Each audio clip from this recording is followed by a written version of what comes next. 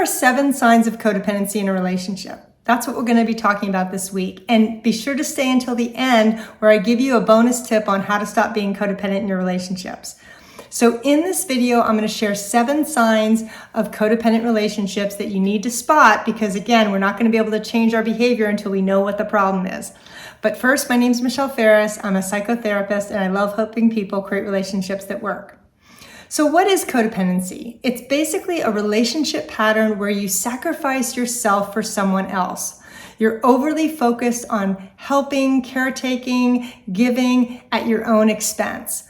And in relationship, that creates a lot of problems. The first sign of a codependent relationship is that the relationship revolves around one person's needs. For instance, the codependent does most of the giving. So 70%, 80%, the codependent is supporting, helping, contributing to that other person in the relationship. The problem is that they burn themselves out. And in a healthy relationship, there's a balance of give and take.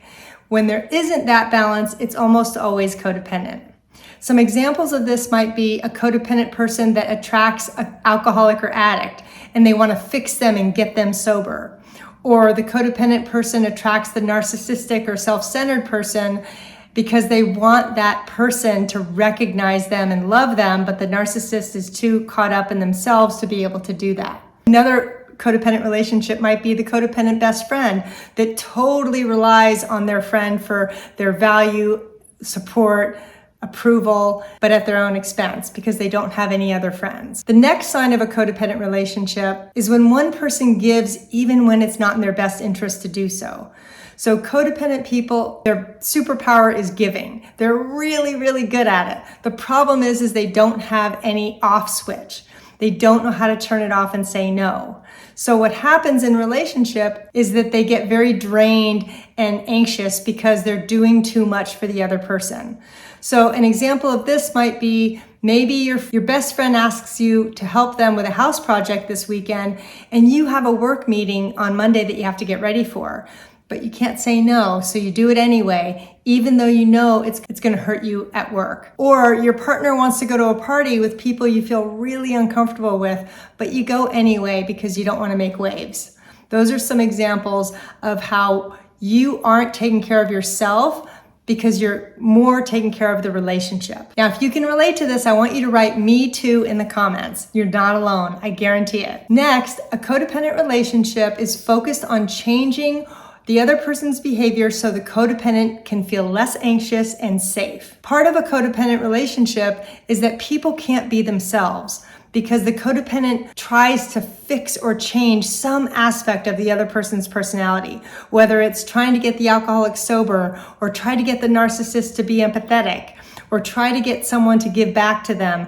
But the problem is that isn't realistic because you can't change who the other person is. Some examples of this are the codependent who is trying to get the other person sober, or they pick someone in relationship that has a lot of potential, but they're really not kind, nice, respectful people. They want to make them into kind, nice, respectful people. And it's not realistic because we're trying to change somebody's basic personality, and that's always a sign of codependency and control. Another sign of a codependent relationship is putting all of your emotional needs in one person's basket.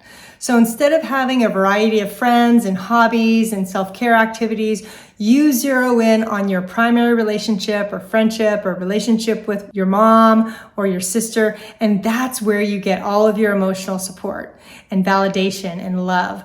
The problem is that when that relationship fails or isn't doing well, you crumble. You don't have a sense of self anymore because your sense of self is wrapped up in that relationship. So some examples of this is you look to other people for your happiness. The Jerry Maguire, "You complete me," is your motto. And you end up taking things personally if they don't give you what you need or you feel abandoned by them. You don't know how to esteem yourself, so you basically put all of your emotional energy into the relationship hoping to get something back. Next, the codependent relationship lacks boundaries. You're either too afraid to set boundaries because you're afraid of upsetting them, or you confuse boundaries with giving ultimatums.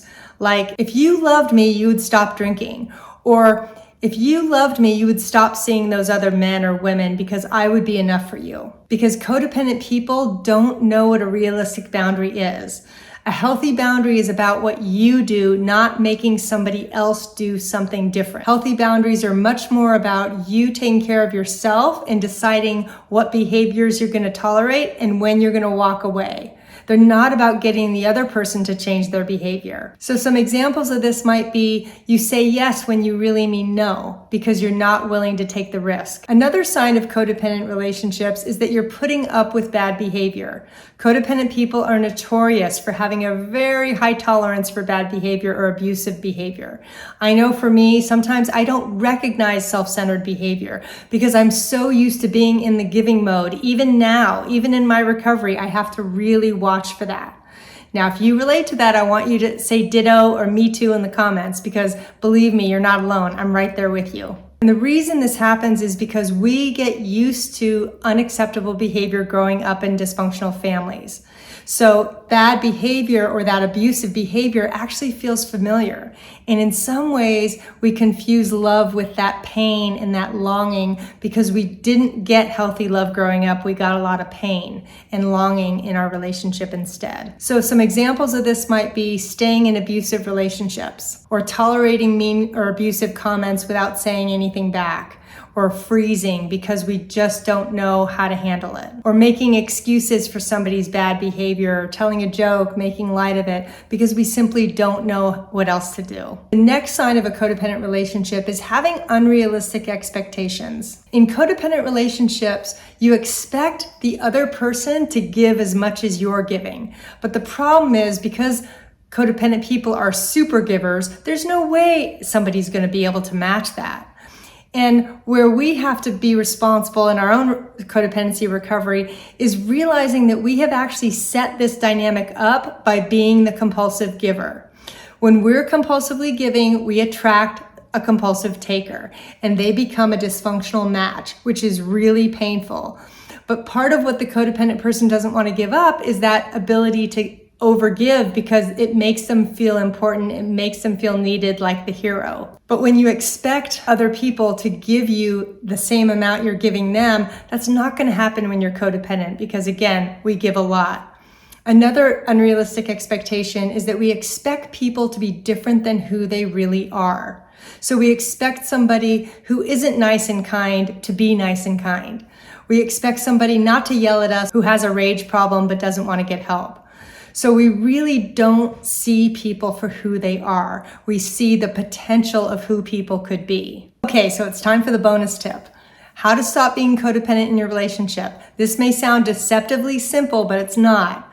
But I want you to shift the focus from that relationship and from that other person to yourself. And I want you to start listing out right now, get a pen and paper and list out 3 to 5 things you could do this week to make yourself feel happy and whole. Whether that's doing a hobby, getting out in nature, seeing a movie, doing things that make you feel good about yourself, contributing to your society. Because part of what the codependent relationship lacks is healthy self-worth. Both people struggle with self-worth in a codependent relationship. So part of how you undo that is you have to remove your focus from the relationship and put it back on yourself because that's how you're going to stop being codependent. And what I want you to do next is go watch my video on healing codependency, which is going to give you even more help so that you can stop being codependent in your relationships and start recovering. Thanks so much.